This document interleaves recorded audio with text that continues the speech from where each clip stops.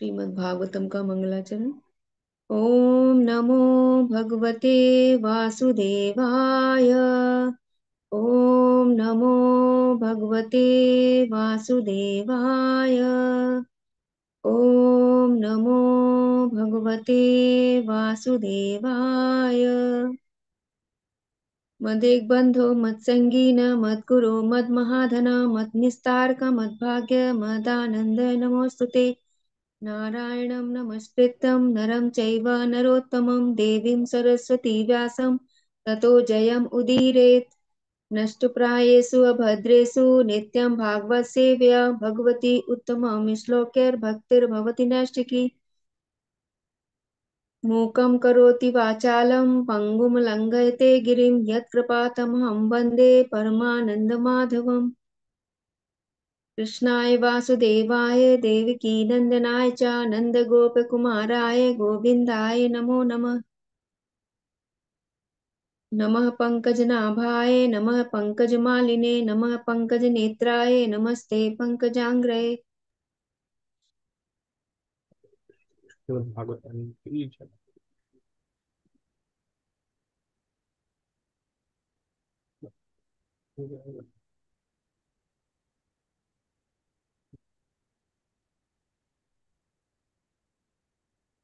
जो लोग पढ़ना चाह रहे हैं हैंड रेस कर लीजिएगा।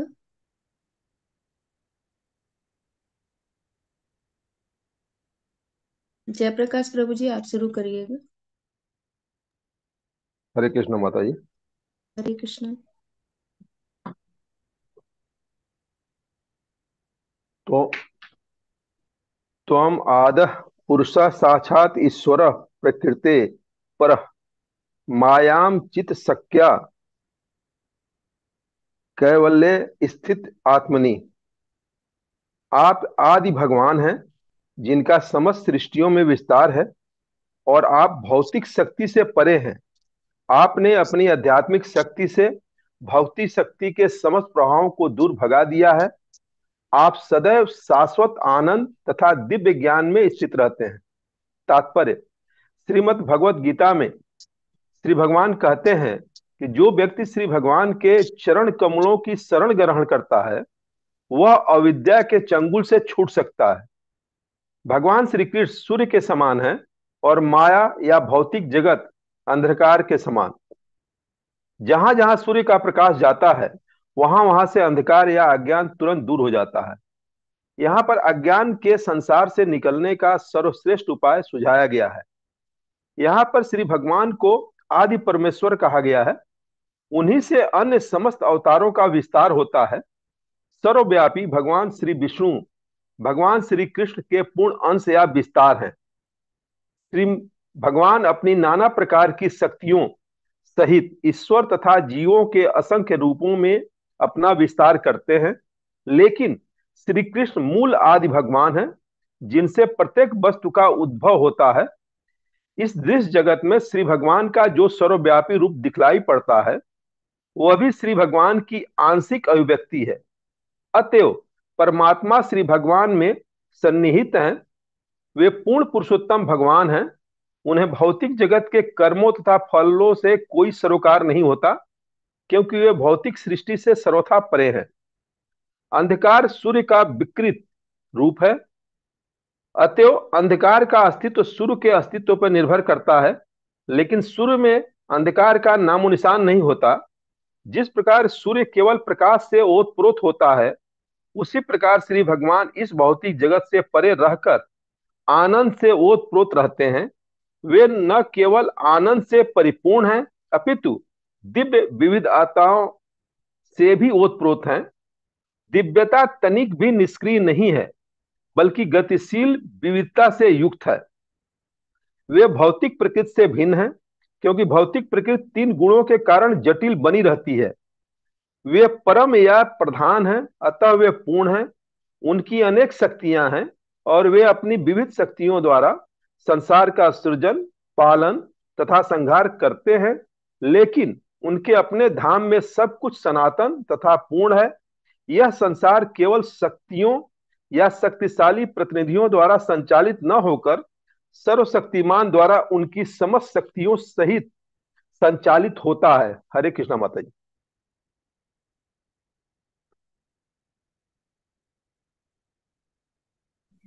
हरे कृष्ण प्रभु जी, कौन सा श्लोक है?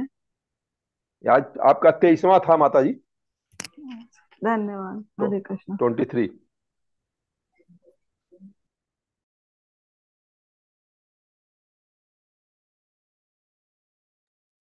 हरे कृष्णा, आवाज नहीं आ रही क्या माता जी? इंदुलेखा माता जी आप म्यूट हैं। हरे हरे कृष्णा प्रभु जी। हम जयप्रकाश प्रभु जी, आप कुछ बताना चाहेंगे उसमें?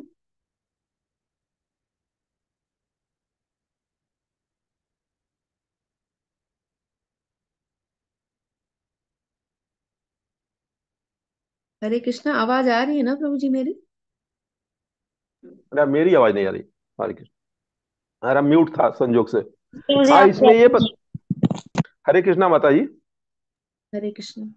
हाँ, इसमें ये बताना चाहते थे, जैसे कि बार बार आप लोगों ने भी बताया है, भगवत गीता में बताया है सब जगह से, कि भगवान कृष्ण ही सर्व कारणों के कारण है। और वह जिसको हम जानते हैं नाम के रूप में वो नहीं।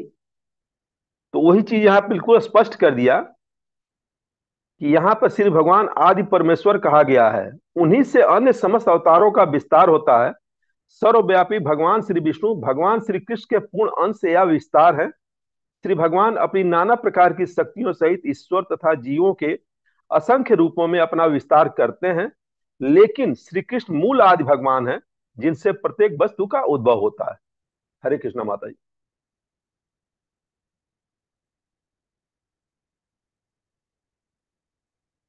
माता जी आप फिर से म्यूट हैं, आप जो बोल रहे हैं कुछ सुनाई नहीं दे रहा।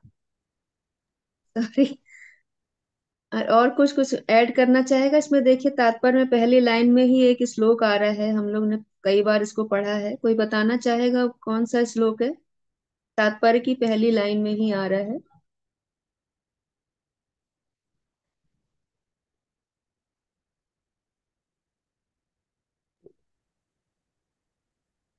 भगवत गीता में भगवान कहते हैं, जो व्यक्ति भगवान के चरण कमलों की शरण ग्रहण करता है वह अविद्या के चंगुल से छूट सकता है। छूट जाता है। भगवत गीता का ही है श्लोक। किसी को याद है? 7.14 माता जी ऐसा ही है ना? 7.14 भी। जी जी प्रभु जी। देवी है स गुणमयी मम माया दुरत्यया मामेव ये प्रपद्यन्ते माया में ताम तरन्ति ते। तो ये माया अविद्या के ही कारण है। हमारी अविद्या है तो उसी के कारण ही माया हमको प्रभाव डाल देती है। वो जो भगवान की चरण कमल की शरण ग्रहण कर लेता है तो वो ये इस माया के अंधकार से दूर हो जाते हैं। तो यही इस लाइन में बताया जा रहा है। और कुछ बताना चाहेगा इसमें तात्पर्य में? कुछ ऐड करना चाहेगा और कोई?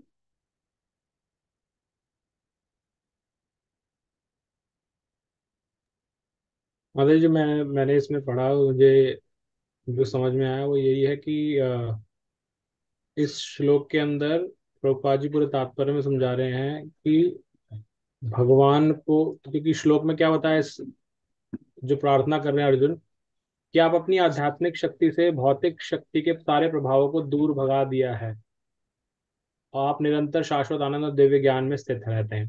तो इसी को प्रभुपाद जी समझाने के लिए क्या बता रहे हैं यहाँ पर, कि भगवान को सूर्य के प्रकाश के साथ बताया गया, उसके तुल्य। और जहां जहां सूर्य होता है वहां वहां अंधकार नहीं होता है। और ये बिल्कुल उल्टे हैं, सूर्य और अंधकार एकदम अपोजिट है। अंधकार का स्वतः कोई अस्तित्व नहीं है, अंधकार अपने आप में कुछ नहीं होता। जहां पर प्रकाश की कमी होती है, प्रकाश नहीं होता, उसको अंधकार कहते हैं। तो तो जब सूर्य को स्वयं देखेंगे तो सूर्य के अंदर अंधकार नहीं, कहीं नहीं है, ना उसके आसपास कहीं है। तो इसी तरह से भगवान स्वयं क्या है, वो जिनका स्पिरिचुअल आइडेंटिटी है भगवान की, सच्चिदानंद, उसके बने हुए हैं भगवान। उसी से, उसी के पूर्ण से, उसमें पूर्णता आनंद है। और जो इस भौतिक जगत में क्या है, इस भौतिक जगत में सब तमोगुणी है, सब अज्ञान, अंधकार, कष्ट, दुखालय, ये सब है। तो भगवान से उसका कोई कनेक्शन नहीं है। लेकिन जैसे इस जगत के अंदर सूर्य के आने से वो अंधकार हट जाता है, इसी तरह से भगवान को की शरण ग्रहण करने से वो सारे कष्ट, हट जाते हैं। और यही श्लोक की लाइन में आया है कि भगवान अपनी आध्यात्मिक शक्ति से भौतिक शक्ति के सारे प्रभावों को दूर भगा दिया है। और यही हमने इसी अध्याय का छठा छठा श्लोक जो पढ़ा था वो भी यही था कि जब हम भागवत की शरण में जाते हैं तो भागवत से, भगवान की भक्ति करने से भौतिक त्रय ताप जो है वो धीरे धीरे कम होने लगते हैं। राइट। तो ये मतलब मुझे ये ऐड करना था इसमें।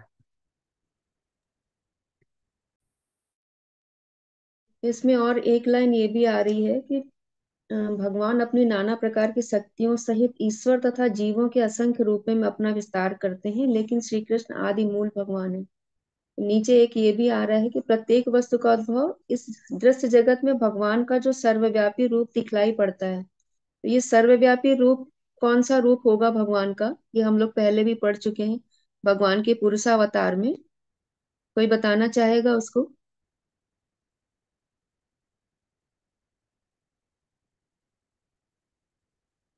माता जी गर्भोदक्षाई।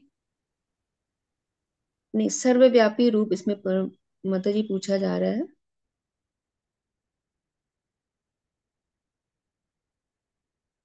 वो क्षीरोदक साई विष्णु के रूप में, जो परमात्मा रूप में प्रत्येक कण कण में विद्यमान है, उसको बताया जा रहा है कि सर्वव्यापी रूप है। वो भी भगवान की आंशिक अभिव्यक्ति है, जो कि परमात्मा भी भगवान में ही सन्निहित रहते हैं, यानी कि भगवान का ही वो अंश है। वो पूर्ण रूप से भगवान को हम नहीं कहेंगे, भगवान में ही ये सारे रूप आ जाते हैं। चाहे वो ब्रह्म का रूप हो या परमात्मा का रूप हो, वो भगवान से ही आ रहा है। इस तरह से इसमें ये बताया है। तो बाकी प्रभु जी ने कवर कर लिया सूर्य और उसका अंधकार का जो है। फिर आगे है कि भौतिक प्रकृति तीन गुणों के कारण जटिल बनी रहती है। वे परम या प्रधान है, अतः वे पूर्ण है। उनकी अनेक शक्तियां हैं और वे अपनी विविध शक्तियों के द्वारा संसार का सृजन, पालन तथा संहार करते हैं। यहाँ पर एक भगवान का गुणावतार आ रहा है कि भगवान अपने गुणावतार में जब आते हैं, सत रज और तम गुणों के अवतार में, तो ये तीन तरह के जो अवतार हो तो उनसे भगवान सृजन, पालन और संहार करते हैं। उनके धाम में, उनके अपने धाम में सब कुछ सनातन तथा पूर्ण है। यह संसार केवल शक्तियों या शक्तिशाली प्रतिनिधियों द्वारा संचालित ना होकर भगवान के ही द्वारा, उनकी जो समस्त शक्तियां हैं वो ही संचालित कर रही हैं। चाहे हम अंतरंगा शक्ति, ये जो भौतिक जगत है ये बहिरंगा शक्ति के द्वारा ही संचालित हो रहा है, लेकिन वो बहिरंगा शक्ति भी भगवान के ही अंतर्गत आ रही है। जैसे हम लोग भगवत गीता में भी पढ़ा हम लोगों ने कि मया दक्षिण प्रकृति सूयते सा चराचरम हेतु नानेन कौन्ते जगति परिवर्तते। तो भगवान की अध्यक्षता में ही ये प्रकृति कार्य कर रही है, वो स्वतंत्र रूप से कुछ भी नहीं है। जो कुछ भी हमको नजर आ रहा है, दिख रहा है, पूरा भगवान की शक्तियों का जो कुछ भी विस्तार नजर आ रहा है वो सब कुछ भगवान से ही आ रहा है।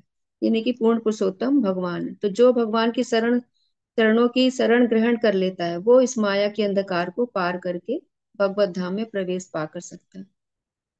और कोई कुछ ऐड करना चाहे तो ऐड करेगा, नहीं तो हम लोग आगे बढ़ते हैं।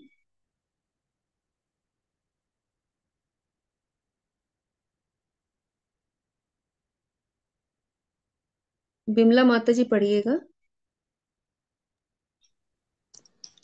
हरे कृष्ण माता जी। हरे कृष्ण।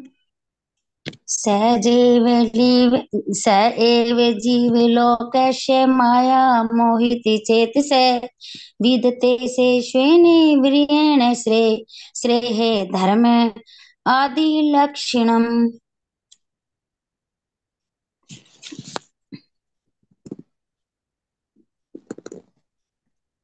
और आदि यद्यपि यद्यपि आप भौतिक शक्ति माया के कार्य क्षेत्र से परे हैं, फिर भी आप ब्रज जीवों के परम कल्याण के लिए धर्म इत्यादि से के चारों सिद्धांतों का पालन करते हैं। तात्पर्य, भगवान श्री कृष्ण अपनी आहुति की कृपा से इस दृश्य जगत में भौतिक के गुणों से अप्रभावित रहकर अवतारित होते हैं। वे शाश्वत रूप से भौतिक जगत से परे हैं। वे अपनी आहुति की कृपा वश ही माया द्वारा मोहित पतित जीवों के उद्धार हेतु अवतारित होते हैं। ये जीव माया द्वारा दबोचे जाते हैं और झूठे बहानों के साझे झांसे से उसका भोग करना चाहते हैं। यद्यपि सच्चाई तो यह है कि जीव भोग करने में असमर्थ है, वह तो भगवान का नित्य दास है। और जब वह अपनी इस स्थिति को भूल जाता है, स्थिति को भूल भूल भूल जाता, माता जी थोड़ा ऊपर कर दो। स्थिति को भूल जाता है तो वह भौतिक जगत का भोग करने का सोचता है, किंतु वास्तव में वह भ्रम में होता है। भगवान इसी झूठी भोग धारणा को नष्ट करने के लिए वह ब्रज जीवों का उद्धार करके उन्हें अपने धाम में ले जाने के लिए अवतरित होते हैं। पतित आत्माओं के लिए भगवान का यही सर्व करुणामय स्वभाव है। हरे कृष्ण माता जी। हरे कृष्ण। कुछ बताना चाहेगा कोई इसमें? कोई पॉइंट नोट किया हो, कुछ अच्छा लगा हो आप लोगों को? अच्छे तरह से पढ़े फिर भी आप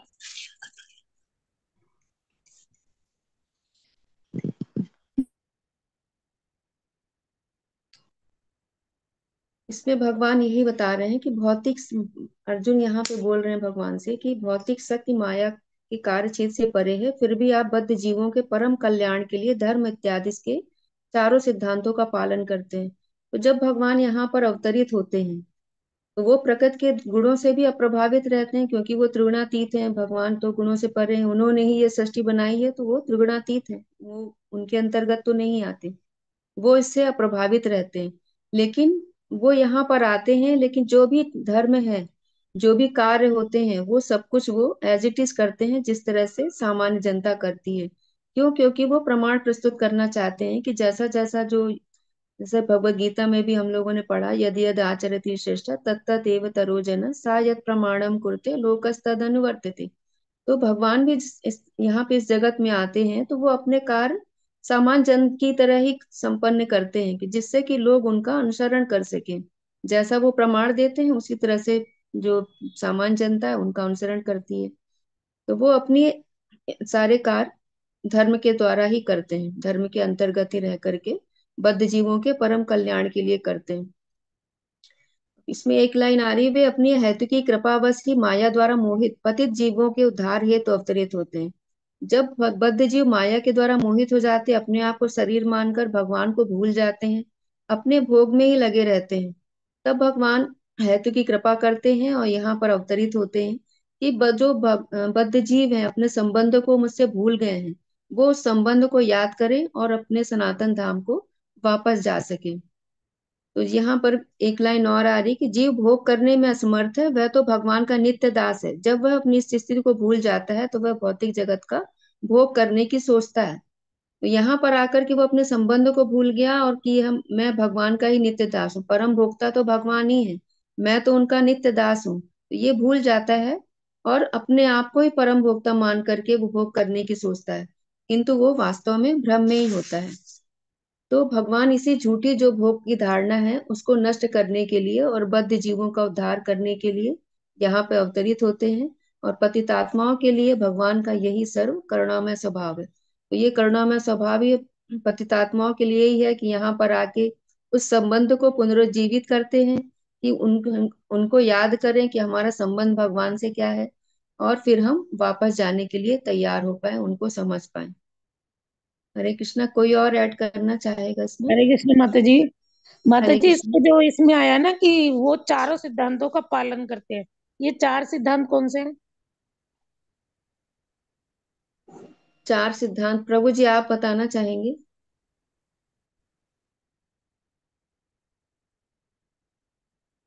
गौर जगन्नाथ प्रभु जी आप हैं क्या?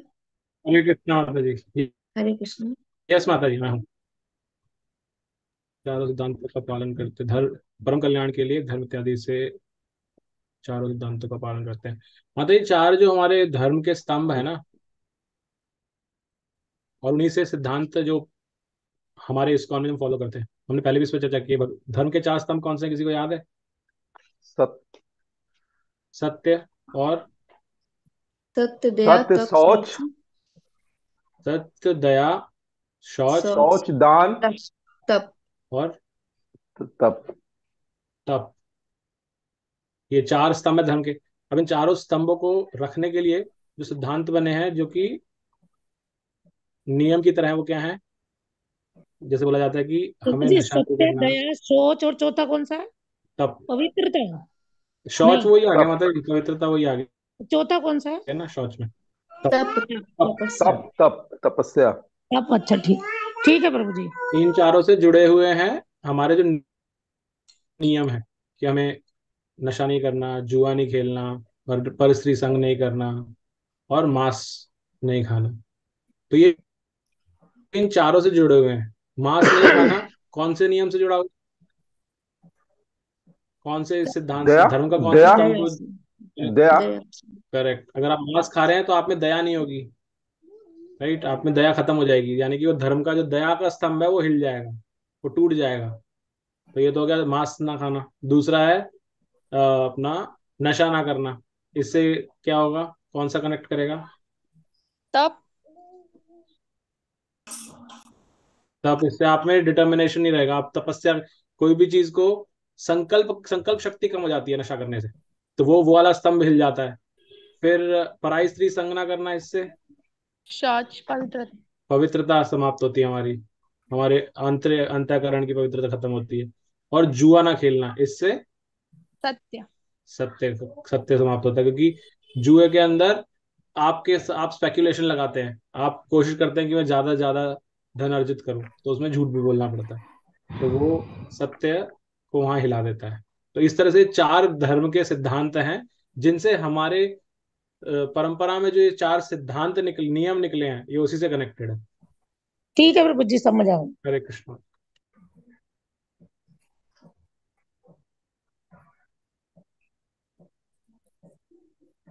कुसुमलता माता जी पढ़िएगा नेक्स्ट श्लोक।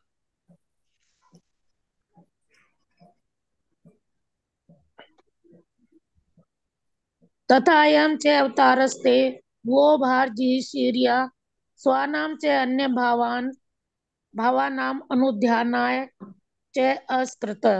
इस प्रकार आप संसार का भार हटाने तथा अपने मित्रों तथा विशेषकर आपके ध्यान में लीन रहने वाले आपके अनन्य भक्तों को लाभ पहुंचाने के लिए अवतरित होते हैं। तात्पर्य, ऐसा प्रतीत होता है कि भगवान अपने भक्तों का पक्षपात करते हैं। सब सभी जीव भगवान माता जी ये बोले जा रहा है, किसी और से बढ़वाओ। हरे कृष्ण। अस्सी देवी माता जी पढ़िएगा। ज्ञानेंद्र माता जी, ज्ञानेंद्र जी माता जी आप। हरे कृष्ण। हरे कृष्ण। हरे हरे कृष्ण कृष्ण। प्रभु जी। तात्पर्य, ऐसा प्रतीत होता है कि भगवान अपने भक्तों का पक्षपात करते हैं। वे सभी जीवों भगवान से संबंधित है, सभी जीव भगवान से संबंधित हैं। वे सबों के लिए समान हैं, फिर भी वे अपने जनों तथा भक्तों के प्रति विशेष अनुरक्त रहते हैं। भगवान सबों के पिता है, उनका पिता कोई नहीं हो सकता और ना कोई उनका पुत्र बन सकता है। उनके भक्त ही उनके इष्ट मित्र तथा उनके परिजन हैं। यह उनकी दिव्य लीला है। इसका संसारी संबंधों, पितृत्व या अन्य किसी से कोई प्रयोजन नहीं होता। जैसा कि ऊपर कहा गया है, भगवान प्रकृति के गुणों से ऊपर है, अतएव भक्ति में उनके इष्ट मित्र तथा संबंधियों में संसारी रिश्ते जैसी कोई चीज नहीं है। हरे कृष्णा। हेमलता माता जी नेक्स्ट श्लोक पढ़िएगा। हाँ, हरे कृष्ण। हरे कृष्ण।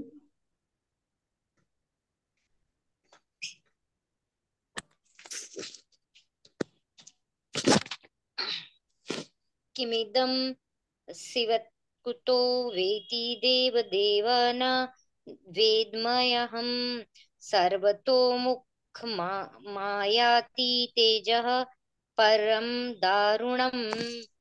हे देवी देवाधिदेव, चारों ओर फैलने वाला यह घातक तेज कैसा है? यह कहाँ से आ रहा है? मैं इसे समझ नहीं पा रहा हूँ। तात्पर्य, जो भी वस्तु भगवान के समक्ष प्रस्तुत हो जाए उसे सादर प्रार्थना पूर्वक करना चाहिए, यही मानक विधि है। और अर्जुन ने भगवान के अंतरंगा सखा होते हुए भी इस विधि का पालन प्रभु जी थोड़ा सामान्य जनों को सूचित करने के लिए किया। श्री भगवानुवाच हरे वेद। कृष्णा माता जी, हरे दो कृष्ण। श्लोक कर लेते हैं।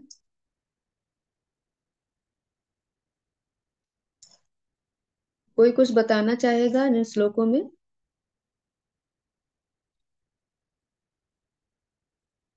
इसमें भी भगवत गीता का ही एक श्लोक आ रहा है, किसी को इसमें पता लग रहा है?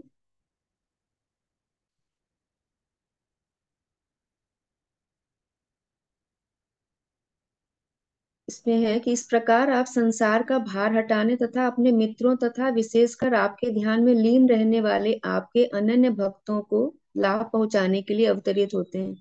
तो भगवान भगवत गीता में भी बताते हैं ना कि परित्राणाय साधूनां विनाशाय च दुष्कृतां धर्म संस्थापनार्थाय संभवामि युगे युगे।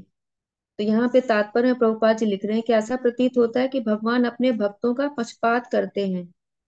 सभी जीव भगवान से संबंधित हैं, वे सबों के लिए समान है, फिर भी वे अपने जनों तथा भक्तों के प्रति विशेष अनुरक्त रहते हैं। जैसा कि हम लोगों का अटैचमेंट किसी से है अगर, तो रिस्पॉन्स में हमको भी वैसा ही रेसिप्रोकेशन मिलता है।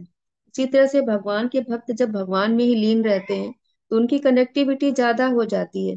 तो अगर भक्तों से कोई त्रुटि भी होती है तो कहते हैं कि वहां पे आचार्य बताते हैं कि अगर उनको उस गलती की सजा बहुत बड़ी मिलनी होती है तो वो बहुत छोटी सी हो जाती है उनकी शरण में रहने पर, कि वो बहुत कम हो जाती है। जैसे जहाँ भाला चुभना होता है तो वहां सुई चुभ करके निकल जाती है। तो इस तरह से भगवान को यहाँ लिखे कि भगवान अपने भक्तों का पक्षपात करते हैं।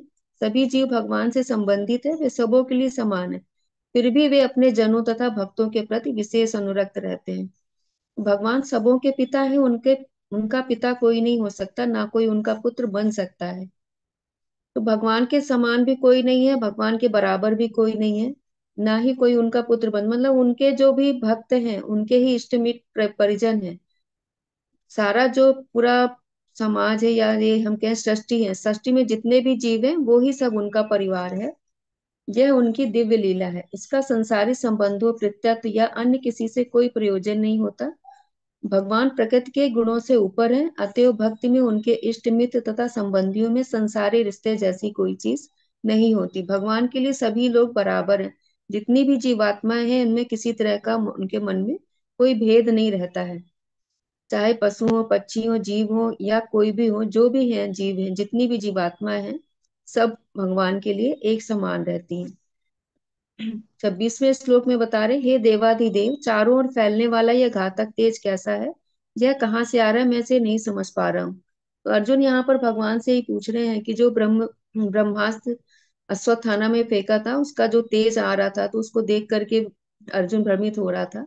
वो पूछ रहा है भगवान से कि ये घातक तेज कैसा है, ये कहाँ से आ रहा है। तो जो भी वस्तु भगवान के समक्ष प्रस्तुत की जाए उसे सादर प्रार्थना पूर्वक करना चाहिए, यही मानक विधि है। और अर्जुन ने भगवान के अंतरंग सखा होते हुए भी इस विधि का पालन सामान्य जनों को सूचित करने के लिए किया। तो भगवान से अगर वो कोई प्रश्न पूछ भी रहा है तो वो भगवान को प्रणाम करके ही कर रहा है। तो यहाँ पर ये अर्जुन अपने कर्म कार्यों से वो हमको ये शिक्षा दे रहे हैं कि जो भी चीजें भगवान को हम प्रस्तुत कर रहे हैं तो उसमें सादर हमारी प्रार्थना भी सम्मिलित होना चाहिए। ऐसा नहीं कि भगवान के सामने रखा और हम चले आए, भगवान से आदर सहित प्रार्थना भी करनी है कि ये चीज हम उनसे प्रस्तुत कर रहे हैं। तो ये हमको यहाँ पे शिक्षा मिल रही है। कोई कुछ और ऐड करना चाहेगा इसमें?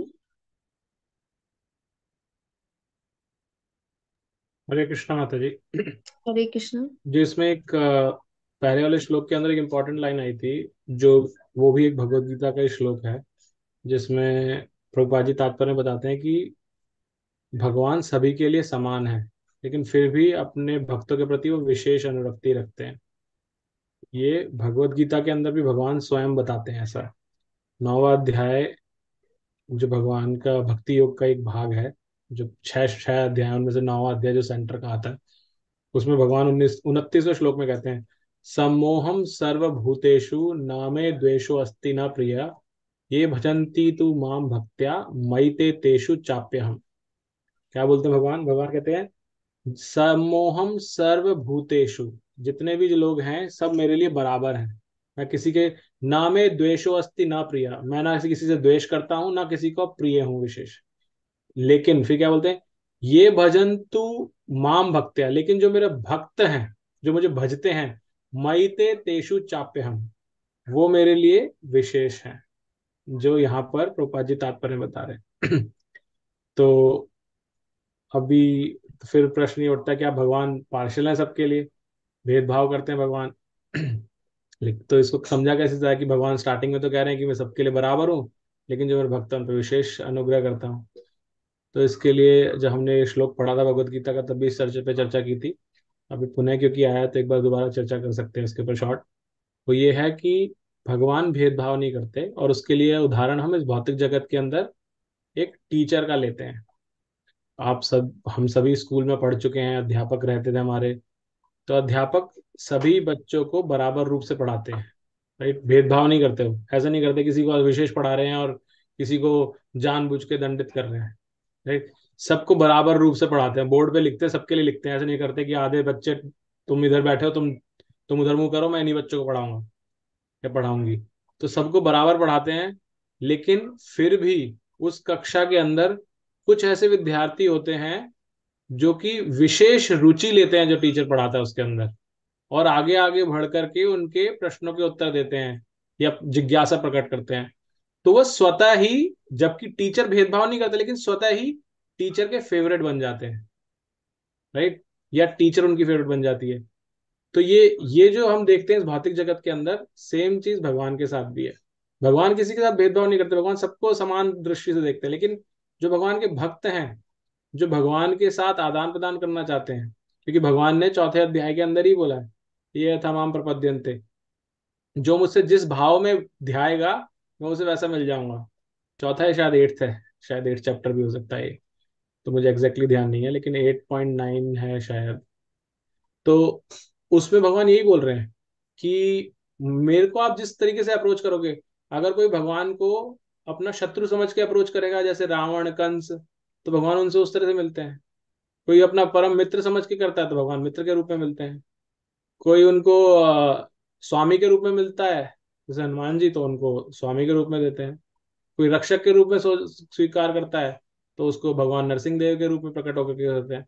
तो भगवान हर भाव को रेसिप्रोकेट करते हैं। भगवान के लिए सब बराबर है, लेकिन जैसा हम चाहेंगे जब वैसा हमें, देखिए जैसे सृष्टि क्या है, सृष्टि सभी के लिए एक जैसी है। लेकिन हमने अगर नीला चश्मा पहन रखा तो हमें नीली दिखेगी दुनिया, किसी ने लाल पहन रखा तो उसको लाल दिखेगी। तो ये तो हमारे चश्मे के ऊपर है ना, सृष्टि तो ऐसी ही है, सब चीजें तो ऐसे है, भगवान सभी के लिए बराबर है। ठीक है। हरे कृष्णा माता जी। हरे कृष्ण प्रभु जी। इसमें ये भी था, आचार्य बताते हैं कि अर्जुन को भी भगवान ने पहले जैसे दर्शन दिया था, लेकिन चूंकि उसके मन में प्रेम उनके प्रति नहीं था, तो वो भगवान को उस रूप में देख नहीं पाया। और आज जो लेक्चर सुन रहे थे तो उसमें भी बताया था उन्होंने कि दुर्योधन को उनकी आसन मृत्यु, मतलब दुर्योधन अपने आप को मरा हुआ देख रहा था। भगवान ने उसको वो भी दिखाया था कि उसकी मृत्यु हो गई है, लेकिन वो उसके बावजूद भी वो कुछ भी नहीं समझ पाया था कि भगवान का जो स्वरूप है वो क्या है। वो नहीं समझ पाया था, वो अपने द्वेष भाव में ही था। हरे कृष्णा। और कोई नहीं, जय प्रकाश प्रभु जी आप फिर से पढ़िएगा।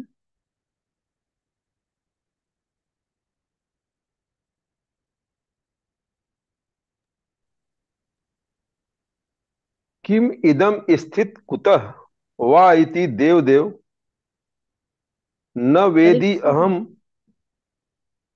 अच्छा, ये तो हो चुका ना, जी जी प्रभु। 27वां, ठीक। हरे कृष्ण। श्री भगवान उवाच वेथ इदम द्रोणपुत्रस्य ब्राह्मण अस्त्रम अस्त्र प्रदर्शितम न एव असो वेद संहारम प्राण बाधे उपस्थिते। पूर्ण पुरुषोत्तम भगवान ने कहा, मुझसे यह जान लो कि यह द्रोण पुत्र का कार्य है। उसने आणविक शक्ति के मंत्र ब्रह्मास्त्र का प्रहार किया है, और वह यह नहीं जानता कि उसके तेज को कैसे लौटाया जाए। उसने निरुपाय होकर आसन्न मृत्यु के भय से ऐसा किया है। तात्पर्य, ब्रह्मास्त्र आधुनिक आणविक हथियार के समान है, जिसका संचालन परमाणु ऊर्जा से किया जाता है। परमाणु शक्ति पूर्व दहनशीलता पर आधारित है, और ब्रह्मास्त्र भी इसी प्रकार चलता है। यह परमाणु विकिरणों के समान ही असह ताप उत्पन्न करता है, लेकिन अंतर इतना ही है कि परमाणु बम एक स्थूल नाभिकीय हथियार है, जबकि ब्रह्मास्त्र सूक्ष्म हथियार है, जिसे मंत्र पढ़कर उत्पन्न किया जाता है। यह सर्वथा भिन्न विज्ञान है और प्राचीन काल में भारतवर्ष में ऐसे विज्ञान का अनुशीलन होता था। मंत्रोच्चार का यह सूक्ष्म विज्ञान भी भौतिक है, लेकिन अभी भी आधुनिक भौतिक विज्ञानियों द्वारा इसको जानना शेष है। सूक्ष्म भौतिक विज्ञान कभी आध्यात्मिक नहीं होता, लेकिन आध्यात्मिक विधि से इसका प्रत्यक्ष संबंध होता है, जो और भी अधिक सूक्ष्म है। मंत्र का उच्चारण करने वाला जानता था कि अस्त्र को किस प्रकार छोड़ा जाए और फिर उसे किस प्रकार वापस लाया जाए। यह पूर्ण ज्ञान था, लेकिन इस सूक्ष्म विज्ञान का प्रयोग करने वाला द्रोण पुत्र यह नहीं जानता था कि किस प्रकार उसे लौटाया जाए।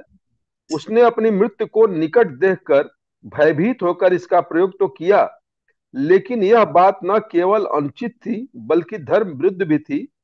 ब्राह्मण पुत्र होने के नाते उसे इतनी अधिक गलतियां नहीं करनी चाहिए थी, और कर्तव्य की ऐसी घोर उपेक्षा के लिए उसे स्वयं श्री भगवान दंडित करेंगे। हरे कृष्ण माता जी। हरे कृष्ण। बताना चाहेंगे प्रभु जी इसमें? हाँ, कल गौरव प्रभु जी ने भी यही बात कही थी कि हमारा साइंस उस समय कितना डेवलप था कि हम मंत्रों से अपने साथ ब्रह्मास्त्र को छोड़ दिया करते थे और उसको वापस भी कर लिया करते थे। लेकिन ये आज के विज्ञान युग में अभी तक ये नहीं हो पाया है, और आगे भी कब होगी। वही चीज स्पष्ट है यहाँ पे कि हमारा ये सनातन से संबंधित भगवान द्वारा जो भी चीजें बताई जा रही हैं, कि हम अगर इसके डीप में जाएं तो हम अपनी पूर्णता को जान सकते हैं, और खुद से भी हम वो चार स्तंभ का पालन करते हुए क्या करना है क्या नहीं करना है ये अच्छी तरह से जान समझ सकते हैं। हरे कृष्णा माता जी। हरे कृष्ण। और कोई कुछ बताना चाहेगा इसमें?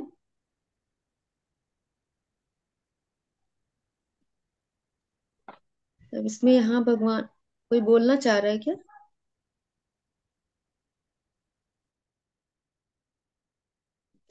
तो पूर्ण पुरुषोत्तम भगवान यहाँ भगवान कह रहे हैं कि तुम मुझसे यह जान लो कि यह द्रोण के पुत्र का कार्य है। कि जो भी अर्जुन कंफ्यूज हो रहा था कि घातक तेज कैसा है, तो भगवान यहाँ बता रहे हैं कि द्रोण के पुत्र का कार्य है। उसने आणविक शक्ति के मंत्र ब्रह्मास्त्र का प्रहार किया है। वह यह नहीं जानता कि उसकी चौंध को कैसे लौटाया जाए। उसने निरुपाय होकर आसन मृत्यु के भय से ऐसा किया है। वो समझ चुका था कि अब उसकी आसन मृत्यु है, कि अब उसको मरने से कोई नहीं बचा सकता, क्योंकि उसके पीछे अर्जुन जा रहा था अपने शस्त्र लेकर के। तो उसने घबरा करके ही ब्रह्मास्त्र का संधान कर देता है, वो प्रहार कर देता है। और लेकिन चूंकि वो सिर्फ जानता था कि चलाना कैसा है, उसको वापस कैसे लेकर आना है, ये वो नहीं जानता था। तो यहाँ पर भगवान यही बता रहे हैं। प्रभुपाद जिसका तात्पर्य में लिख रहे हैं कि ब्रह्मास्त्र आधुनिक आणविक हथियार की भांति है, जिसका संचालन परमाणु ऊर्जा से किया जाता है। परमाणु शक्ति पूर्ण दहनशीलता पर आधारित है और ब्रह्मास्त्र भी इसी तरह से चलता है। यह परमाणु विकिरणों के समान ही असह ताप उत्पन्न करता है, लेकिन अंतर इतना है कि परमाणु बम एक स्थूल नाभिकीय हथियार है, जबकि ब्रह्मास्त्र सूक्ष्म हथियार है। तो ब्रह्मास्त्र का तो ये है कि हवा में ही, जैसे कि जो यंत्र हैं उनका संधान किया जाता है, मंत्रों के द्वारा उनका मतलब पुकारा बुलाया जाता है और इस तरह से प्रक्षेपास्त्र किया जाता है। नाभिकीय हथियार है जो हमको नजर आ रहे हैं, दिख रहे हैं कि हाँ ये हथियार है, न परमाणु हथियार है और ये नाभिकीय हथियार है। इसी तरह से पहले जब हम लोग महाभारत की कथा भी देखते हैं तो उसमें भी जल का अस्त्र, अग्नि का अस्त्र, तो अलग अलग तरह के अस्त्र पहले भी होते थे। आज जो यहाँ पर साइंस जो डेवलप हो रही है, इस तरह से जो हथियार बनाए जा रहे हैं, तो वो सब पहले भी यहाँ पर हो चुके हैं, कि वो मंत्रों के द्वारा ही संचालित होते थे। अर्जुन ने भी जो जल का अस्त्र चलाया था, तो उससे भीष्म भीष्म ने कहा था, पानी पीने की इच्छा करी थी, तो वहां पर जलास्त्र चला करके ही पानी को निकाला था, गंगा को वहां अवतरित किया था। यहाँ पर है कि जब ब्रह्मास्त्र सूक्ष्म हथियार है जिसे मंत्र द्वारा मंत्र पढ़कर उत्पन्न किया जाता है, यह सर्वथा भिन्न विज्ञान है। और प्राचीन काल में भारतवर्ष में ऐसे विज्ञान का अनुशीलन होता था। मंत्रोच्चार का यह सूक्ष्म विज्ञान भी भौतिक है, लेकिन अभी भी आधुनिक भौतिक विज्ञानियों द्वारा ये जानना शेष है। तो अभी हमारा जो साइंस है वो अभी तक यहाँ तक नहीं पहुंच पाया है कि किस तरह से इन चीजों को हम ला सकते हैं। सूक्ष्म भौतिक विज्ञान कभी आध्यात्मिक नहीं होता, लेकिन आध्यात्मिक विधि से इसका प्रत्यक्ष संबंध होता है, जो और भी अधिक सूक्ष्म है। भौतिक चीजें जो भी है हमको नजर आ रही है, लेकिन जो आध्यात्मिक चीजें हैं वो हमको नजर नहीं आ रही है। इसलिए लोग ये समझते हैं कि ऐसा कुछ होता नहीं है। लोग प्रत्यक्ष सामने देखना चाहते हैं। प्रत्यक्ष जो चीजें हैं उनको तो वो विश्वास करते हैं, लेकिन जो आध्यात्मिक चीजें हैं वो उन पर भरोसा नहीं करते या विश्वास नहीं करते। लोग तो, बहुत से लोग तो पुष्पक विमान या जो इस तरह के शस्त्र हैं उन पर भी डाउट करते हैं कि ऐसा, ये सब कपोल कल्पित है, ये सब, इन पे भरोसा बहुत से लोग नहीं करते हैं। लेकिन जब हम शास्त्र पढ़ते हैं तो हमें पता लगता है कि हाँ, इन तरह की ये शास्त्र भी थे, सॉरी शस्त्र भी थे इस तरह के। और बाकी जो चीजें हम लोगों को आध्यात्मिक ज्ञान है, तो भगवान के विषय में जो कुछ है वो सब प्रामाणिक रूप से हम लोगों को भागवतम में मिल रहा है।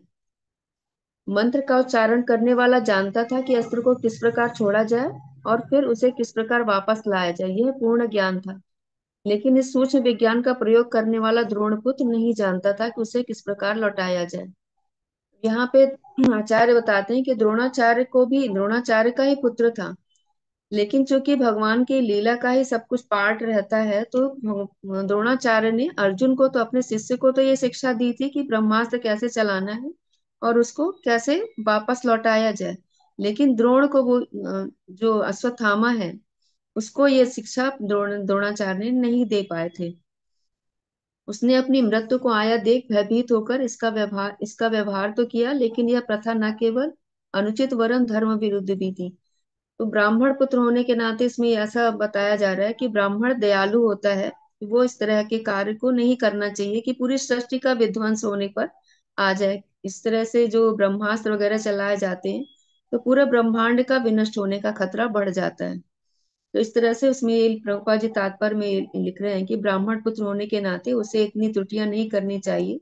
ये धर्म विरुद्ध आचरण था, उसको ऐसा नहीं करना चाहिए था। कर्तव्य की ऐसी सरासर उपेक्षा के लिए उसे स्वयं भगवान द्वारा दंडित होना था।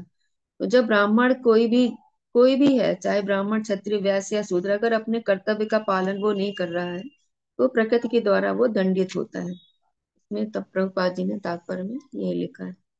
और कोई कुछ ऐड करना चाहे इसमें तो ऐड कर सकते हैं।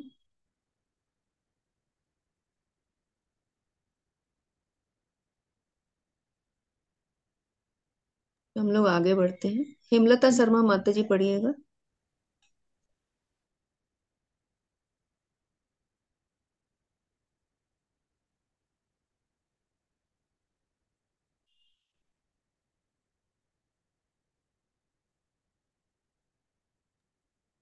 हरे कृष्णा माता जी। मतलब तीन चार भक्तों ने और भी हाथ खड़े कर रखे जो पहले नहीं पढ़ा जिन्होंने। भावना भावना माता जी पढ़िएगा। यस माता जी। हरे कृष्ण माता जी। हरे कृष्ण। माता जी मैं क्षमा चाहूंगी, मैं श्लोक नहीं पढ़ पाऊंगी प्लीज। ठीक है माता जी, इसको हम पढ़ लेते हैं। न ह्यस्यान्यतमं किंचित् अस्त्रं प्रत्यवकर्षणं जहस्त्र तेज उन्नतम् स्त्रग्यो ह्यस्त्र तेजसा। हे अर्जुन, केवल दूसरा ब्रह्मास्त्र ही इस अस्त्र को निरस्त्र कर सकता है। क्योंकि तुम सैन्य विज्ञान में अत्यंत पटु हो, अतएव अपने अस्त्र की शक्ति से इस अस्त्र के तेज को का शमन करो। माता जी थोड़ा ऊपर कर दीजिए प्लीज। तात्पर्य, परमाणु बमों के प्रभावों को निरस्त करने वाला कोई प्रति अस्त्र नहीं है, लेकिन सूक्ष्म विज्ञान द्वारा ब्रह्मास्त्र के प्रभाव को प्रशमित किया जा सकता है। और उन दिनों जो लोग सैन्य विज्ञान में पटु होते थे, वे ब्रह्मास्त्र का शमन कर सकते थे। द्रोणपुत्र इस अस्त्र को प्रशमित करने की कला नहीं जानता था, अतएव अर्जुन को अपने अस्त्र से इसे प्रशमित करने का आदेश मिला। हरे पंकज कृष्ण बख्शी माता जी। माता जी, हाँ, हरे कृष्ण। पंकज बख्शी माता जी आगे पढ़िएगा।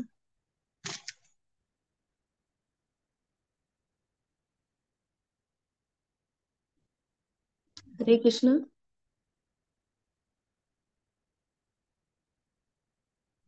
अनुपम चंपकलता माता जी पढ़िएगा।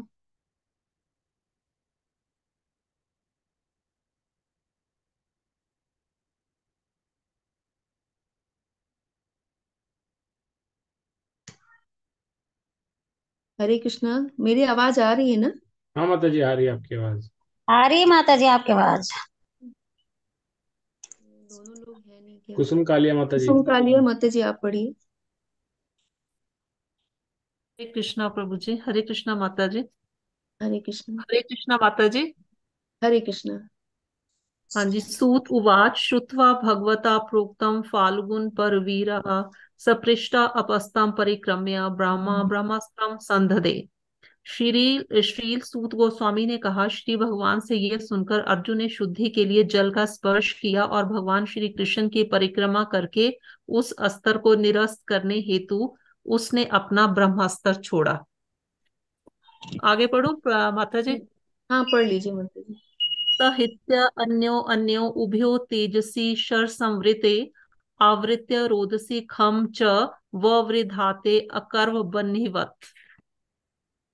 जब दोनों ब्रह्मास्त्रों की किरणें मिल गई तो सूर्य के गोले के समान अग्नि के एक बृहद चक्र ने समस्त बाह्य अंतरिक्ष तथा लोकों के संपूर्ण गगन मंडल को आवृत कर लिया। ब्रह्मास्त्र के तेज से उत्पन्न ऊष्मा सृष्टि के प्रलय के समय सूर्य के गोले से निकलने वाली अग्नि के समान होती है।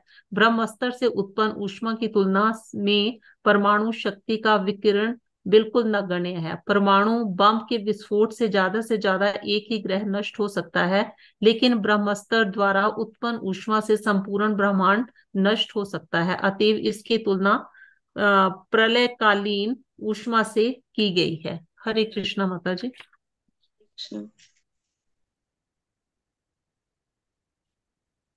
अब यहाँ पे भगवान अर्जुन को आदेश दे रहे हैं कि एक ब्रह्मास्त्र दूसरे ब्रह्मास्त्र को निरस्त कर सकता है, और अर्जुन चूंकि निपुण थे उसमें, अतः उन्होंने उसको आदेश दिया कि इस शक्ति से अपने इस अस्त्र के तेज का शमन करो। फिर दूसरे 29वें श्लोक में भी कह रहे हैं कि भगवान से यह सुनकर अर्जुन ने शुद्धि के लिए जल का स्पर्श किया और भगवान श्री कृष्ण की परिक्रमा करके उस अस्त्र को प्रशमित करने के लिए उसने अपना ब्रह्मास्त्र छोड़ा। तो यहाँ पर अर्जुन अपने कार्यों से फिर हमें शिक्षा दे रहे हैं कि जो भी कार्य करना है उसका शुद्धिकरण भी आवश्यक होता है। उन्होंने जो ब्रह्मास्त्र चलाना था तो उसके लिए शुद्धि के लिए जल का स्पर्श किया, फिर भगवान की परिक्रमा करी, फिर उस अस्त्र को प्रशमित करने के लिए उन्होंने अपना ब्रह्मास्त्र छोड़ा। फिर यहाँ पे जो जब दो ब्रह्मास्त्र मिलते हैं तो क्या होता है वो बताया गया है कि जब दोनों ब्रह्मास्त्रों की किरणें मिल गई तो सूर्य के गोले के समान अग्नि के एक वृहद चक्र ने समस्त बाह्य अंतरिक्ष तथा लोकों के संपूर्ण गगन मंडल को आवृत कर लिया। तो प्रभुपाद जी यहाँ पर तात्पर्य में ये बता रहे हैं कि एक जो परमाणु बम यहाँ पर हम लोग भौतिक जगत में देखते हैं कि वो सिर्फ ज्यादा से ज्यादा एक ग्रह को ही नष्ट कर सकता है, किंतु जो ब्रह्मास्त्र रहता है तो वो पूरे ब्रह्मांड को नष्ट कर देता है। अतः इसकी तुलना जो की गई है प्रातःकालीन ऊष्मा से की गई है। ब्रह्मास्त्र से उत्पन्न जो ऊष्मा है उसकी तुलना में परमाणु शक्ति का जो विकिरण है, परमाणु शक्ति यानी कि बहुत नगण्य है, और ब्रह्मास्त्र जो है वो बहुत ज्यादा तेज है। तो परमाणु बम की तुलना यहाँ पर की गई कि जैसे सूर्य उदय होता है उसकी लालिमा होती है, और जो ब्रह्मास्त्र है वो पूरा सूर्य का तेज होता है। इस तरह से की गई है। आगे भी पढ़ प्रभु जी कुछ ऐड करना चाहेंगे इसमें, फिर हम लोग आगे नहीं माता बढ़ेंगे। जी, ये तो बस अभी स्टोरी की तरह है, तो ये तो हम पढ़ सकते हैं आगे। अनुपम चंपक माता जी हैं क्या, पढ़ेंगी? हरे कृष्णा माता जी। हरे कृष्ण। दृष्ट्वा अस्त्र तेज तु तयो त्रीन् लोकान् प्रहदत् महत् जहत्यमाना प्रजा सर्वा सान्तकर्म अमंसत। उन अस्त्रों की सम्मिलित अग्नि से तीनों लोगों के सभी मनुष्य बुरी तरह झुलस गए। सभी मनुष्यों को प्रलय के समय लगने वाली सांवर तक अग्नि का स्मरण हो आया। तात्पर्य: तीन लोक हैं, ब्रह्मांड के उधर, अधो तथा मध्य के लोक। यद्यपि ब्रह्मास्त्र इस पृथ्वी पर छोड़ा गया था, लेकिन अस्त्रों की सम्मिलित ऊष्मा संपूर्ण ब्रह्मांड में छा गई और विभिन्न लोगों के समस्त निवासी प्रखर ऊष्मा का अनुभव करने लगे। वे इसकी तुलना सांवर तक अग्नि से करने लगे। अतः कोई भी ग्रह जीवों से रहित नहीं है, जैसा कि अल्प बुद्धि वाले भौतिकवादी मनुष्य सोचते हैं। हरे कृष्णा माता जी। नेक्स्ट में पढ़ लीजिए माता जी। ठीक है माता जी। प्रजा उपद्रवम् आलक्ष्य लोक व्यतिकरं च तं मतं च वासुदेवस्य संहार अर्जुन दव्यम। इस प्रकार जन सामान्य में फैली हड़बड़ी एवं ग्रहों के आसन विनाश को देखकर अर्जुन ने भगवान श्री कृष्ण की इच्छानुसार तुरंत ही दोनों अस्त्रों का निवारण कर दिया। तात्पर्य यह मत है कि आधुनिक परमाणु बम का विस्फोट संसार का संहार कर सकता है, बचकानी कल्पना है। पहले तो परमाणु ऊर्जा संसार का विनाश करने हेतु पर्याप्त सशक्त नहीं है। दूसरे, यह सब परमेश्वर की परम इच्छा पर निर्भर है, क्योंकि उनकी इच्छा या अनुमति के बिना कुछ भी बनाया या बिगाड़ा नहीं जा सकता। यह सोचना भी अल्पज्ञता है कि प्राकृतिक नियम अनगिनत अंतिम रूप से शक्तिशाली है। भौतिक प्रकृति का नियम श्री भगवान के निर्देशानुसार कार्य करता है, जिसकी पुष्टि श्रीमद् भगवत गीता में हुई है। उसमें श्री भगवान कहते हैं कि प्राकृतिक नियम उनकी देखरेख में कार्य करते हैं। इस संस्कार का संहार श्री भगवान की ही इच्छा से हो सकता है। छुट भइये, राजनेताओं की सनक से नहीं। भगवान श्री कृष्ण ने इच्छा प्रकट की कि द्रोणी तथा अर्जुन दोनों के द्वारा छोड़े गए अस्त्र लौटा लिए जाएं, और अर्जुन ने तुरंत ही इस आज्ञा का पालन किया। इसी प्रकार सर्वशक्तिमान श्री भगवान के अनेक दूत हैं, और वे जो चाहते हैं उसे उनकी इच्छा से ही किया कोई संपन्न कर सकता है। हरे कृष्णा। हरे कृष्ण। अगला पढ़ना है तो जी टाइम भी हो रहा है, यही 2 श्लोक ठीक है। ठीक, हाँ 2 ही होंगे। इसमें यहाँ पे अस्त्रों की बता रहे हैं कि अस्त्रों की सम्मिलित अग्नि से तीनों लोकों के सारे लोग जल भुन गए। सभी लोगों को उस सांवर्तक अग्नि का स्मरण हुआ है। सांवर्तक अग्नि क्या है कि जो ब्रह्मांड में प्रलय के समय विध्वंस करती है, वो सांवर्तक अग्नि है, उसका स्मरण हुआ है, जो प्रलय के समान लगती है। प्रभुपाद जी तात्पर्य में इसको लिख रहे हैं कि ब्रह्मांड के ऊर्ध्व अध तथा मध्य के लोक, यद्यप ब्रह्मास्त्र इस पृथ्वी पर छोड़ा गया था, लेकिन उसकी ऊष्मा इतनी ज्यादा थी कि वो पूरे ब्रह्मांड में छा गया था। और नेक्स्ट श्लोक में है कि इस प्रकार जन सामान्य में फैली हड़बड़ी एवं ग्रहों के आसन्न विनाश को देखकर अर्जुन ने भगवान श्री कृष्ण की इच्छा अनुसार तुरंत ही दोनों अस्त्रों का निवारण कर दिया। अर्जुन ने भी अपना ब्रह्मास्त्र चलाया, जिससे कि उसकी ऊर्जा कम हो गई, दोनों अस्त्र समाप्त हो गए। यह मत कि आधुनिक परमाणु बम का विस्फोट संसार का संहार कर सकता है, बचकानी कल्पना है। प्रभुपाद जी यहाँ तात्पर्य में साफ तौर पे लिख रहे हैं कि आजकल लोग जो हर देश अपना परमाणु बम बनाने में ही लगा हुआ है कि परमाणु विस्फोट करेगा वो, तो इस तरह से अपना अपने आप को बचा सकता है। लेकिन यहाँ पर प्रभुपाद जी तात्पर्य में पहली लाइन में ही लिख रहे हैं कि आधुनिक परमाणु बम का विस्फोट संसार का संहार कर सकता है। ये बचकानी कल्पना है। पहले तो परमाणु ऊर्जा संसार का विनाश करने के लिए पर्याप्त सशक्त नहीं है, और दूसरा यह सब कुछ परमेश्वर की इच्छा पर निर्भर है। यानी कि जैसा कि भौतिक प्रकृति के नियम भी है कि उसमें भगवत गीता का ही श्लोक है, मयाध्यक्षेण प्रकृति सूते सा चराचरम। तो ये जो प्रकृति भी है वो भी भगवान की अध्यक्षता में ही कार्य कर सकती है। प्रकृति के नियम भी अंतिम रूप से शक्तिशाली नहीं होते कि प्रकृति जो चाहे वो करेगी, ऐसा नहीं है। भगवान की इच्छा अनुसार ही सारे कार्य हो रहे हैं। भगवान की इच्छा होगी तो इस सृष्टि का विध्वंस हो सकता है, अदरवाइज कोई भी नेता चाहे या कोई अन्य देश के राजनेता, छोटे भैया नेता, जो भी कोई चाहेगा तो उसका विनाश कर लेगा, तो ऐसा नहीं है। भगवान की इच्छा अनुसार ही होता है। जो कुरुक्षेत्र का युद्ध भी हुआ था तो वो भी भगवान की इच्छा अनुसार ही हुआ था। तो भगवान की अंतिम इच्छा है, भगवान चाहेंगे तो होगा कार्य, अन्यथा वो नहीं होगा। में यही प्रभुपाद जी तात्पर्य में लिख रहे हैं कि भगवान श्री कृष्ण ने इच्छा प्रकट की कि द्रोणी तथा अर्जुन दोनों के द्वारा छोड़े गए अस्त्र लौटा लिए जाएं, और अर्जुन ने तुरंत ही इस आज्ञा का पालन किया। तो भगवान अगर चाह रहे हैं तो वहां पर विनाश होगा, अगर भगवान नहीं चाह रहे हैं तो वहां पर कोई भी विनाश नहीं कर सकता है। तो अंतिम इच्छा जो है वो भगवान की होती है, प्रकृति की नहीं, या यहाँ पर जो नेतागण हैं वो लोग चाहेंगे उनकी इच्छा अनुसार कुछ भी नहीं होने वाला। तो भगवान जो चाहते हैं उसे उनकी इच्छा से ही कोई संपन्न कर सकता है, अन्यथा और कोई नहीं। हरे कृष्णा। प्रभु जी कुछ ऐड करना चाहेंगे इसमें? नहीं, माता जी आपने कवर कर लिया। 2 ही पॉइंट मेरे को जो दिख रहे थे। एक तो भगवत गीता का जो आप बता रहे हैं, जैसे श्लोक आया इसमें, प्रकृते क्रियमाणानि सूयते सचराचरम। 9वें 10वें अध्याय के अंदर आता है श्लोक, जब भगवान बोलते हैं कि प्रकृति मेरी अध्यक्षता में कार्य करती है।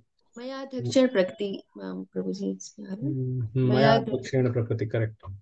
धन्यवाद माता जी। तो उसमें तो अधिकांश तो लोग क्या सोचते हैं कि सब प्रकृति से हो रहा है, प्रकृति कर रही है, मदर नेचर, ये बात करते हैं सब कि प्रकृति, जैसे अभी कोविड आया था तो भी इतना हमने अत्याचार किया प्रकृति पे, प्रकृति बदला ले रही है, ये सब हम सोचते हैं, लेकिन उससे आगे नहीं सोच जाती। तो भगवान उससे आगे हैं, प्रकृति के आगे हैं, कि भगवान कहते हैं उसकी, वो मेरी अध्यक्षता में कार्य कर रही है। ये ऐसे ही है कि कोई, अगर आपने मूवी देखी, पिक्चर देखी, और पिक्चर में जाकर देख करके आप ये सोचे कि जो पिक्चर में कर रहा है व्यक्ति, यही सब कुछ है, ये अपनी इच्छा से कर रहा है, लेकिन अपनी इच्छा से कुछ नहीं करता वो। किसकी इच्छा से करता है? मूवी में जो कार्य कर रहा होता है, उस मूवी का डायरेक्टर होता है ना, इसलिए तो उसका नाम डायरेक्टर है। डायरेक्टर का अर्थ क्या होता है? जो डायरेक्ट करता है। डायरेक्ट करना मतलब क्या करना है और क्या नहीं करना है, कहाँ पर डांस करना है, कहाँ पे रोना है, कहाँ पे खुशी मनानी है, कहाँ पे लड़ाई करनी है, ये सब डायरेक्टर डिफाइन करता है। और जो कलाकार है उसको उसको फॉलो करना पड़ता है। तो ये अल्प बुद्धि है अगर कोई ये सोचे कि शाहरुख खान ने ये किया, शाहरुख खान ने वो किया, या अमिताभ बच्चन ने ये किया, वो इसलिए ऐसा कर रहे हैं क्योंकि उनको बोला गया ऐसा करने के लिए डायरेक्टर के द्वारा। ये पूर्ण ज्ञान है कि हम जानते हैं कि उन सबके पीछे डायरेक्टर है। इसी तरह से इस प्रकृति को समझना है कि ये प्रकृति अपने आप कार्य कर रही है, ये भी अपूर्ण ज्ञान है। उसी तरह से प्रकृति भी उस कलाकार की तरह ही है, वो कार्य कर रही है भगवान के डायरेक्शन के अंडर। भगवान यही बताते हैं भगवद गीता में। तो एक तो ये पार्ट था, और दूसरा भगवान ने बहुत सिंपल, प्रभुपाद जी ने बहुत सिंपल तरीके से बताया कि भगवान को खुद से कुछ नहीं करना है। जैसे प्रकृति को डायरेक्शन देते हैं, ऐसे भगवान हर अपने दूतों को डायरेक्शन देते हैं।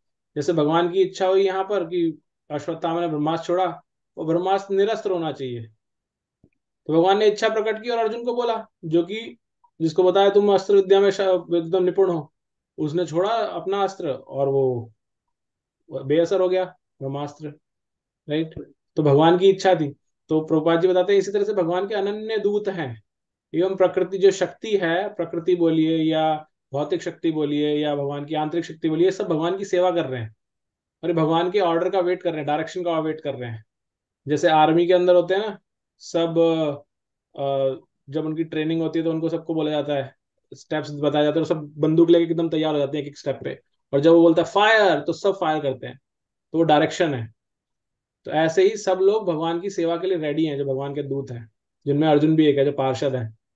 तो इनको जब बोला जाता है तो भगवान की सिर्फ बोला भी नहीं जाता, बल्कि भगवान सिर्फ इच्छा ही रखते हैं। ऐसा भागवत में भी आता है कि भगवान ने प्रकृति इस जगत को बनाने के लिए भगवान मन में भाव लाते हैं बस, और भगवान के सोचने मात्र से ही सब चीजें होने लगती हैं, क्योंकि शक्तियां इतनी ज्यादा अग्रसर हैं, इतनी ज्यादा उत्सुक है भगवान की सेवा करने के लिए कि भगवान को बोलने की भी जरूरत नहीं पड़ती, सिर्फ भाव में ही या इशारों में ही समझ जाते हैं। जैसे मेरे पिताजी बहुत ज्यादा इस चीज को बोला करते थे, वो अभी मेरे को एकदम से ध्यान आया।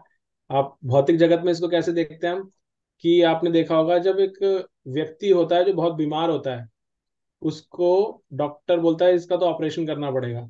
ऑपरेशन करने के लिए उसको ऑपरेशन थिएटर में लेके जाते हैं, और ऑपरेशन थिएटर में जब लेके जाते हैं तो जो सर्जन होता है वो कुछ बोलता नहीं है कि अच्छा अब ये फाड़ो, अब ये करो, वो करो। वो सिर्फ इशारा करता है, ऐसे हाथ करता है तो उसके पास में वो कटर आ जाता है, दूसरा हाथ करता है तो उससे स्टिचिंग आ जाती है, तीसरा हाथ करता है तो जो उनके औजार होते हैं, जो ऑर्डर होता है, उस हिसाब से अपने आप आती जाती हैं चीजें। सबको पता है क्या करना है मुझे, लेकिन कब करना है? जब मेरे पास डायरेक्शन आएगी, जब मुझे डायरेक्शन मिलेगी तो मुझे वो कार्य करना है। तो इसी तरह से भगवान की सारी शक्तियां सिर्फ वेट करती हैं कि भगवान भाव लाएं, इच्छा प्रकट करें, या अंदर ही सोचे, तो सब कार्य करने के लिए रेडी रहती हैं। यहाँ पे तो भगवान ने स्वयं बोल दिया अर्जुन को कि इसको नष्ट करो, तो ये था ऐड करने के लिए। कल का उदाहरण तो है ही है प्रभु जी इसी के बारे में। कल जो टनल वाली घटना घटी है, दुनिया भर के बड़ी बड़ी मशीनें आ करके फेल हो गई, लास्ट में मैन पावर के द्वारा उसको बाहर निकाला गया, वहां तो स्पष्ट दिखाई दे दिया। यस, बिल्कुल भगवान बचाना चाहते थे। हमने कल बताया था ना, राखे कृष्णा मारे के, मारे कृष्णा राखे के। तो बहुत सिंपल है उनका। इंटरव्यू जो आया, जो लोग निकले हैं बिना वो कह रहे पानी हैं कि खाने के, हरे कृष्णा। अगर बिना पानी खाए पिए कैसे रह सकता आदमी। वो ऐसा नहीं है, बिना खाए पिए थे, उनको मिल रहा था अन्न वगैरह सब। वो बहुत पुराना भजन है, मारने वाला है भगवान, बचाने वाला है हाँ, भगवान, बाल right. न बांका कर सके उसका, जिसका रक्षक दया निधान। हम्म। ओके। ठीक। समाप्त करें माता जी कक्षा? हाँ ठीक, ठीक है प्रभु जी, मीटिंग एंड करते हैं फिर। हरे कृष्ण महामंत्र और वैष्णव प्रणाम मंत्र बोलकर हम मीटिंग एंड करते हैं। हरे हरे कृष्ण।